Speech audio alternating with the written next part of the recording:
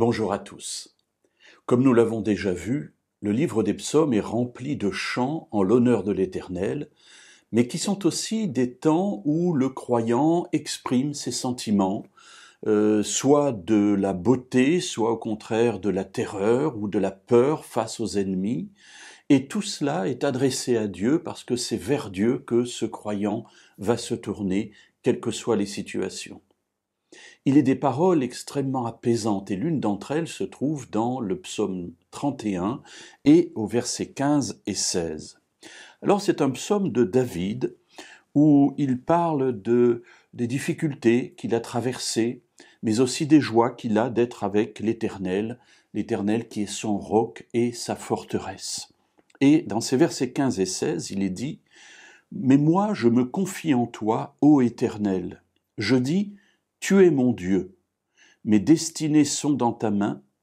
Arrache-moi de la main de mes ennemis et de mes persécuteurs. » Alors, voilà une idée qui est très belle, c'est que, après avoir parlé des rencontres qu'il a avec ses ennemis, et on sait que du temps de David, il en a eu beaucoup et pendant longtemps, il dit « Moi, je me confie en toi, ô Éternel, et tu es mon Dieu. » Ce qui veut dire que pour David, malgré les temps difficiles qu'il traverse, il ne perd pas de vue que celui en qui il peut se confier, quelles que soient les situations, c'est le Dieu qu'il adore, c'est l'Éternel, celui qui a été pour Israël le libérateur et celui qui a conduit son peuple en terre de Canaan. Et il ajoute « Mes destinées sont dans ta main ». En hébreu, c'est « mes temps ». Mais mes jours, on pourrait dire, mes jours sont dans ta main. Sous-entendu, ma vie est entre tes mains.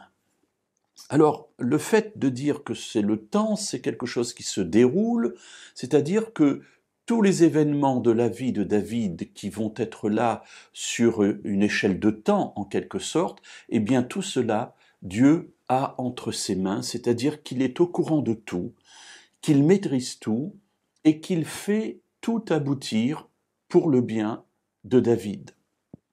Alors vous me direz, oui, mais comment, en passant par des difficultés aussi importantes, on peut parler de bien? Alors mes amis, oui, effectivement, dans notre temps, lorsque nous considérons notre vie, nous passons parfois par des temps difficiles. Et il nous est difficile, il nous est impossible parfois même de voir au-delà.